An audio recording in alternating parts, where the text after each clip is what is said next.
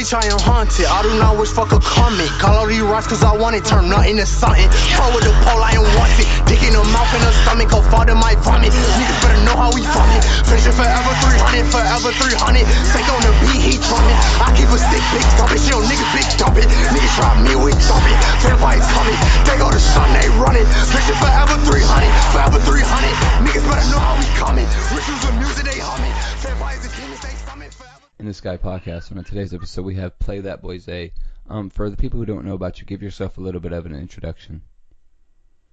I'm just a young nigga from Carol City, Miami, you feel me? Dade County. Nigga just been rapping for like a little bit, probably like 2 years. Just trying to do this shit for real. Oh yeah, so how old are you? I'm 300. No, I was 21 though. I just said that because that's like the tape just dropped, year 300. So I call my 21 year, I call this shit year 300 because I just always knew like my life was going to change forever this year. And it kind of has already. In which ways has it changed? Like, this is, for example, this music shit is like recently it just started becoming like a lot more like serious, you feel me? Like, at the beginning of the year, I just knew because I've been grinding like since I started. Nigga just been doing this shit consistently, like non-stop. And I just knew all the work that a nigga been putting in was gonna pay off sooner or later. You feel me?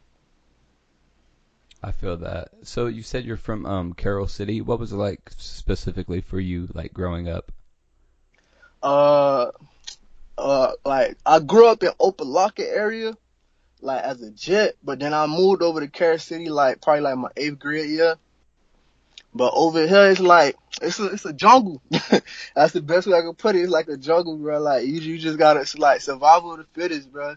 If you don't know how to fucking rock, you don't know how to hold yourself down, you're gonna get ate by the snakes. And it's hella snakes and apes and this shit. That's why they call it a zoo. Yeah. Niggas just cutthroat, you feel me? Yeah, it's kind of like eat or be eaten down there, I'm guessing. Facts. So, when you started rapping 2 years ago, how'd you kind of get into that? Nigga was just rapping on Snapchat, really, and then I used to just freestyle like on Snapchat, like for fun, cause I always like rap music, but you know I ain't never really think I could do it. But a nigga was just freestyling for fun, and one of my dogs that I went to like middle school with, he had saw me, and he was just like, "Hey, bro, that shit kind of hard. Like, you should slide to the studio." And I was just like, "Come on, take me." And at first, he just capping, but eventually he took me, and then once I stepped in that shit, and then it was just like, I ain't gonna cap, I was ass as fuck, but it was just something that I knew I could do. It was like, hold on, nah, I gotta keep doing this shit, cause I know I could do it. But nigga, that shit was not hitting at first. Then slowly I got used to that shit. Yeah, I feel you on that. You should listen to some of my first interviews. Like, it just sounds awful. Yeah, that's how I I'm always. so nervous. Yeah. You gotta get comfortable, like, you feel me? You gotta get comfortable with your own sound, all that. Mm-hmm. So, who was your favorite rapper? Like, who kind of inspired you the most as far as, like, mainstream people, like, famous people? As of, like, you talking about, like, growing up or, like, right now? Kind of a little bit of both. Growing up, I was ASAP. Like, the whole ASAP wave, that shit, like, just spoke to me. Like, it just spoke to me, bro. Nigga, I used to love ASAP now. But, cause it was mainly, like, the dark sound. Cause, you know, ASAP, they was doing that, Space Go Perp and all that shit, you feel me? But as I slowly got older, I started, like, paying attention more to, like, the Miami underground scene. And then before I started rapping, like, my favorite rappers right now, I would say, like, 2 of them dead, Chief, and, not Chief, no, I'm tripping. Fucking Young Pappy and, X. And my other favorite rapper is Sosa. You said Sosa? Yeah. Yeah, he's good. That's why you said I'm 300. Yeah. But no, I said that because it's like, I got this my squad, we call it like vet shit, and people would be calling us vampires and shit, so I just tell motherfuckers we 300. So, When you first started kind of recording and whatnot 2 years ago, were you like 100% serious about it? Uh, at first I wasn't. It was just like we used to take like trips, like all my dogs. We used to just get in one car because the studio we was going to like a free studio, but Food stayed in like Coral Springs. It was like some little home studio in his closet type shit.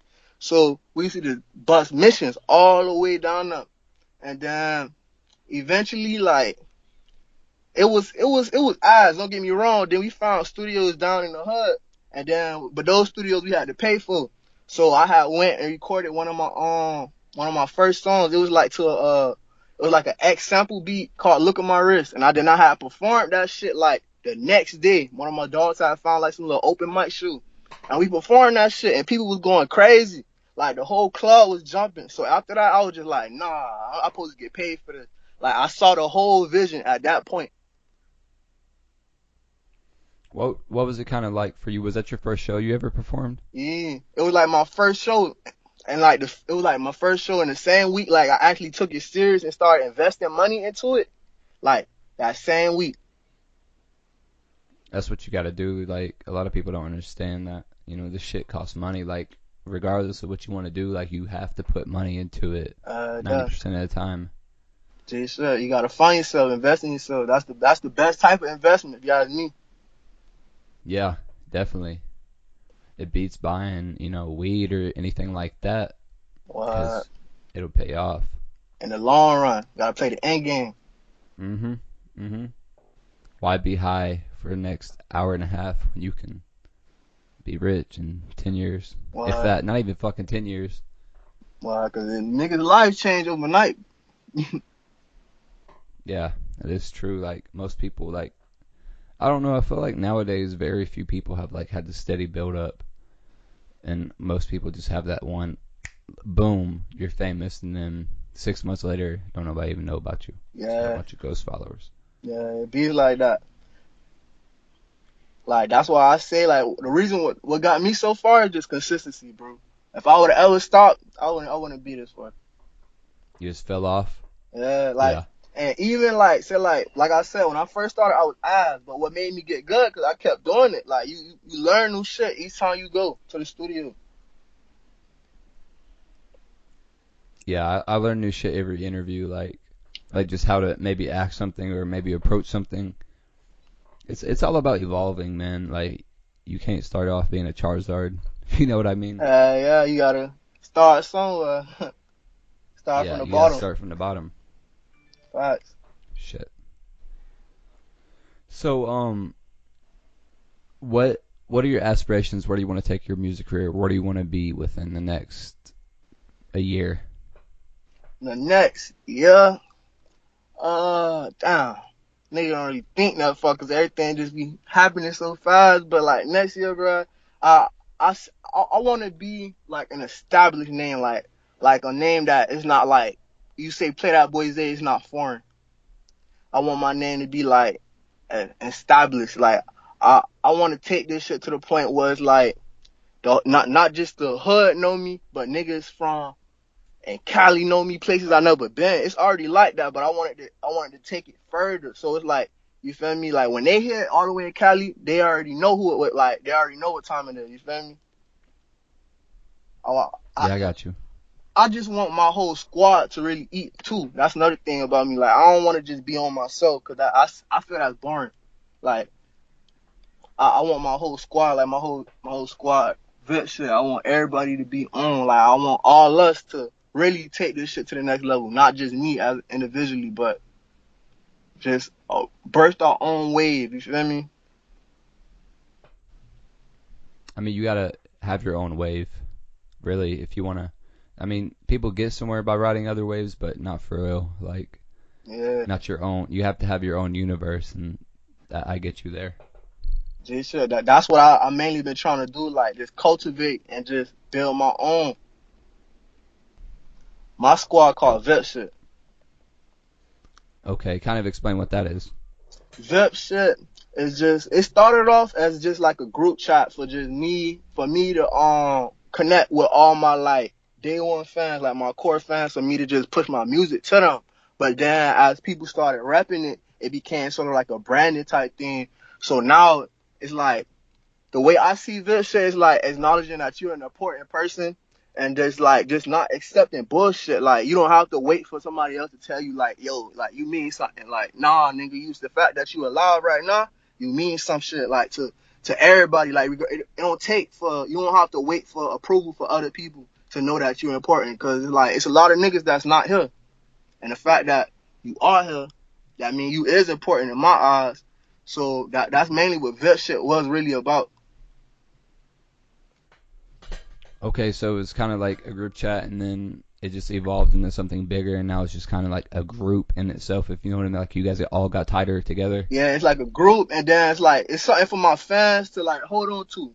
Like they like really hold on to that shit. Like they it's like they whole I don't even know how to even say it. Like anything I do, they'll just be like that shit. Like, you feel me? It's like a way of life for them. That basically. Okay, I got you. So, what inspires a lot of your music? My music is basically my emotions, my raw, unfiltered emotions. That's all my music. Like I don't even try. Like at first, I was just trying to make lit shit, but then I realized I could really like say shit and then just make the lit shit, keep it lit at the same time. Feel me? So it just really be my raw, unfiltered emotions. Like if I don't feel that type of way, if I'm not feeling, so like if I go in the studio, nigga want me to hop on some melodic beat. If I'm not feeling that way, I can't hop on it. I'm not even gonna force it. And what's your recording process when you do go to the studio? I do it all. Sometimes a nigga write, sometimes I freestyle, sometimes I just like I might make freestyle probably like one part, and I'll plug in for the rest, freestyle the rest. Or if I really want to snap, I'll just, you feel me? I actually write to the beat, or sometimes I'll just write to like another beat, like or like a popular beat, and then I'll just throw that shit to the beat if it sound right. You feel me? Okay. So, do you do any like extra things? Like, do you ever drink a little bit in the studio or like smoke? Like, is there Yeah. anything like that you have to do? Well, I mean, it's not necessary, but a nigga, I ain't gonna lie, I'm a stoner. I love me some weed, so a nigga stay cheaping. But it's not I like feel you. a necessary. But for the most part, I do be high on the mic. I do. It just give you that extra, what you call it, like that extra sauce, like that feel. You could catch your vibe like a lot more for some reason. Yeah, definitely.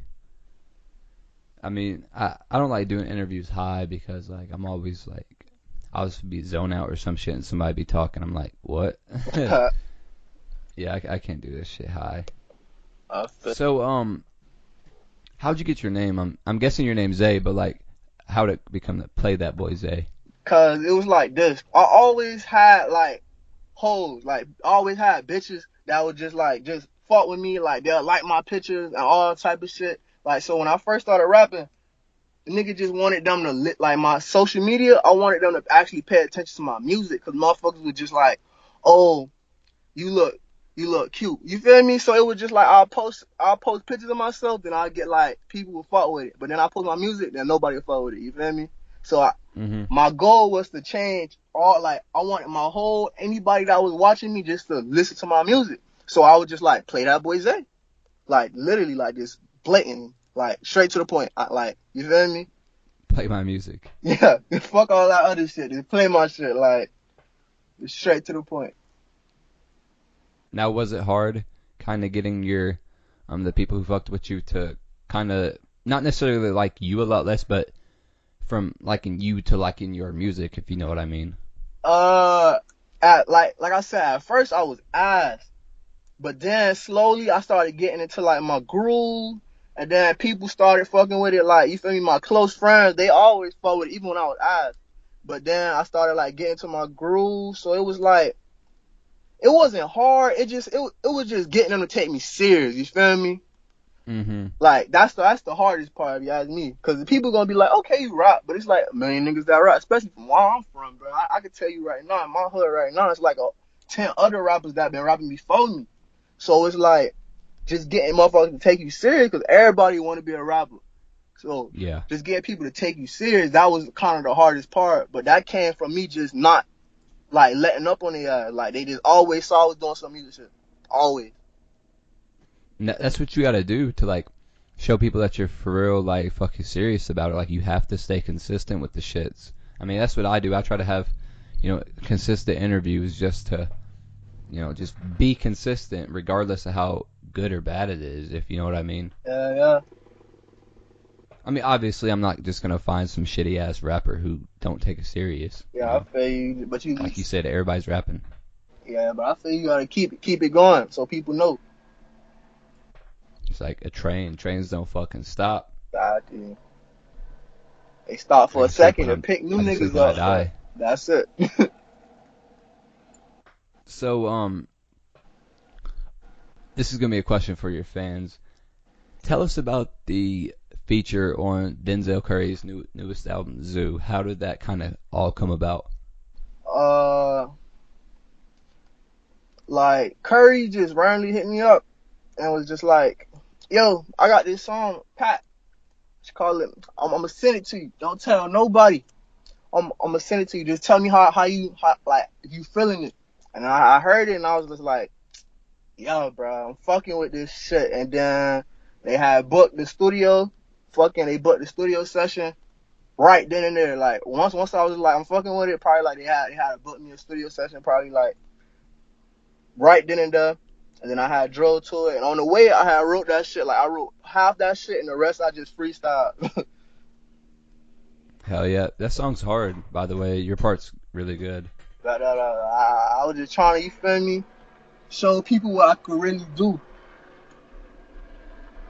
And what kind of, I don't want to say backlash, but like reaction did you have from your fans? Like, oh, he snapped. Like, it was more like, yeah, it was that. Like, people hit me up talking about like that's their favorite song from the album. Like almost every day, people just hit me up, just like, yo, that's my favorite song from the album. That feature's crazy. Like, people love that shit, bro.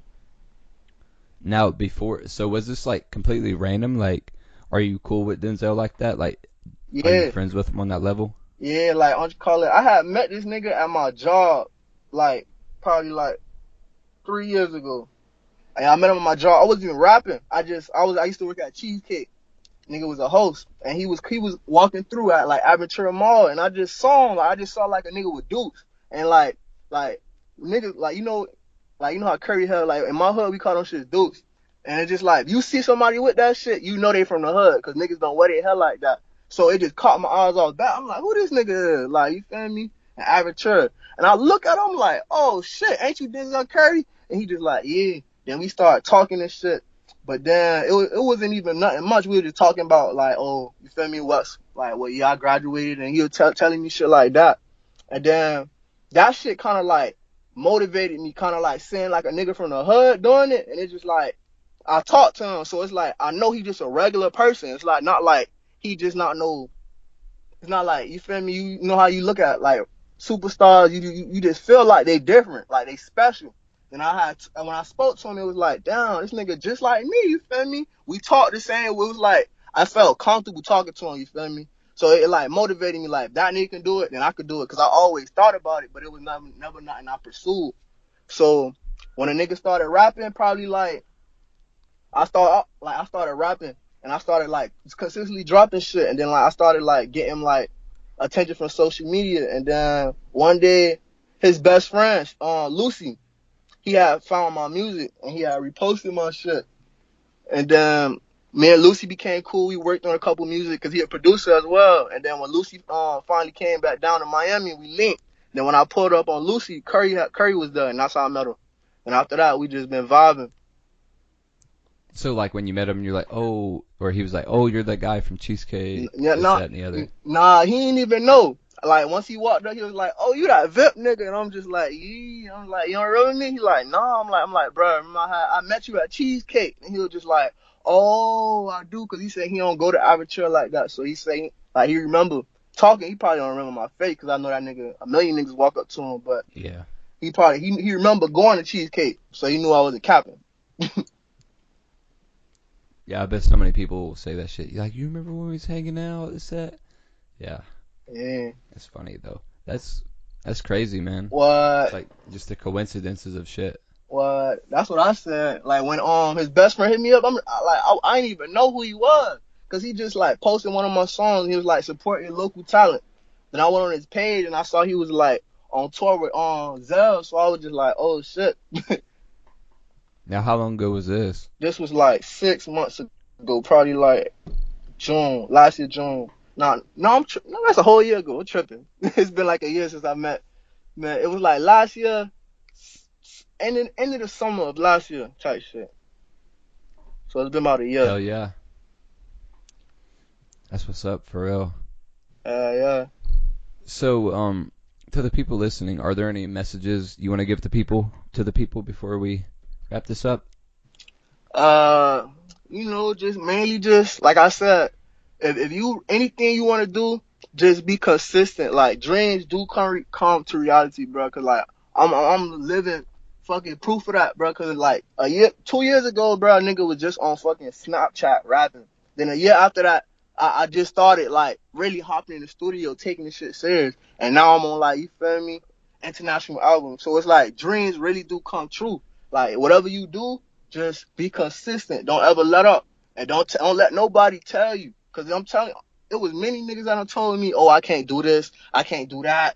You feel me? But I ain't never let that shit get in my head. Cause I know what I'm capable of. And I know dreams really do become reality, bro. You don't have dreams for no reason. Like Broke Baby told me, those people that tell you know this, know that, those are the sheep. Exactly. And the people who, confide to it or conform to those pessimistic thoughts are also sheep. But if you're a person that says fuck that shit, no, no, no to all that shit, it separates you, man. G-Set.